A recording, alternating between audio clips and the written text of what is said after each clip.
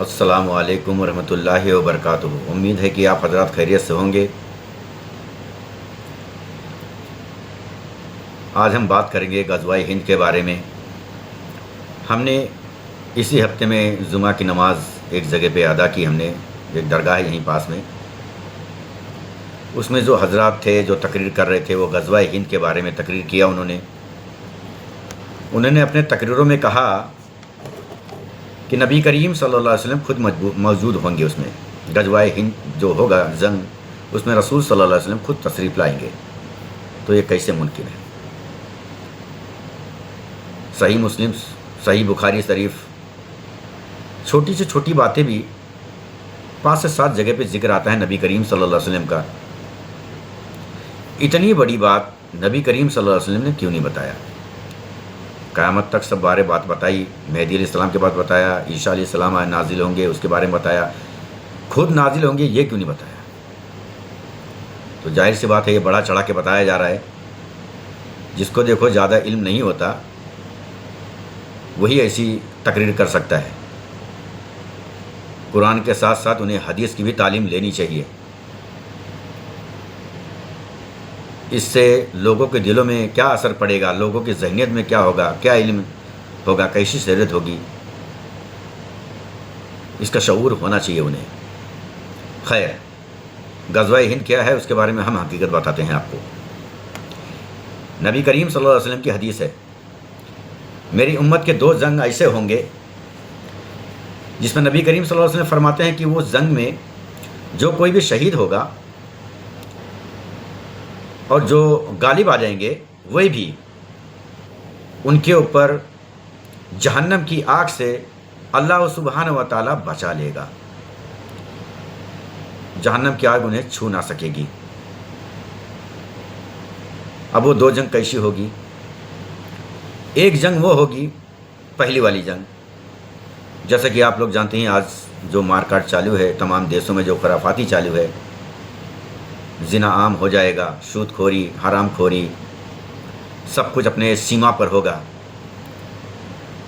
اتنی چوٹی پہنچ چکا ہوگا کہ برداشت نہ کے برابر ہوگا۔ اس وقت حضرت مہدی علیہ السلام نازل ہوں گے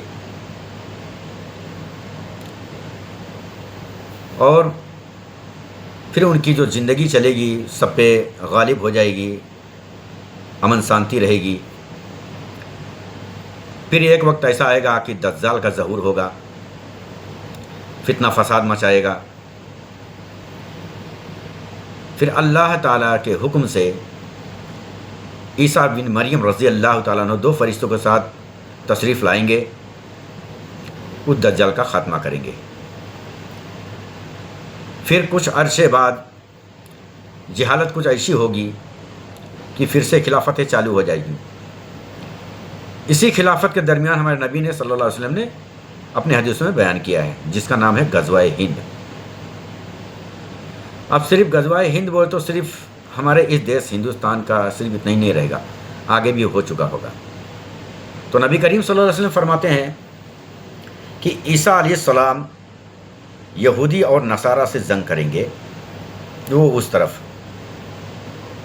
ایک الگ، اور دوسری طرف یعنی ہمارے ہندوستان کی طرف یا ہمارے تمام دیشیں جو بھی اگل بغل میں آ گئی، ان کے اوپر چڑھائی کریں گے حضرت مہدی علیہ السلام اپنے لشکروں کے ساتھ۔ اسے کہا گیا ہے غزوہ ہند۔ نبی کریم صلی اللہ علیہ وسلم فرماتے ہیں کہ اس میں ہمارے اسلام کا بول بالا ہوگا، پوری طرح سے اسلام قائم ہو چکا، کوئی ایسا نہ ہوگا جو میرا کلمہ پڑھنے والا نہ ہو، اور اللہ سبحانہ و تعالیٰ تمام مومن مسلمان کو جہنم کی آگ سے بچائے گا، جو شہید ہو گئے وہ بھی اور جو باقی رہے وہ بھی۔ اس طرح سے امن شانتی ہو جائے گی، یہ ہمارے نبی صلی اللہ علیہ وسلم نے بتایا۔ اب آتے ہیں ابھی کے حالات پہ۔ تو غزوہ ہند کا نام ہمارے نبی صلی اللہ علیہ وسلم نے کیوں لیا تھا؟ تو اس کا مثال آپ تو دیکھ ہی رہے ہیں،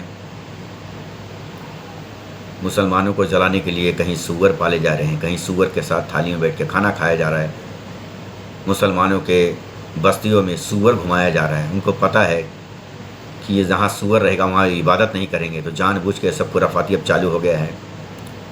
کہیں گو کے ماتا کے نام پہ، تو کہیں لاؤڈ اسپیکر کا آواز تیز ہے اس کے نام پہ، تو کہیں آستھا کے نام پہ مسجدوں پہ چڑھ جانا، چھوٹی سی چھوٹی باریک سے باریک ناچ گانا کرنا کہ تاکہ کوئی اس میں برداشت نہ کر پائے، کچھ بول دے، بس انہیں موقع چاہیے.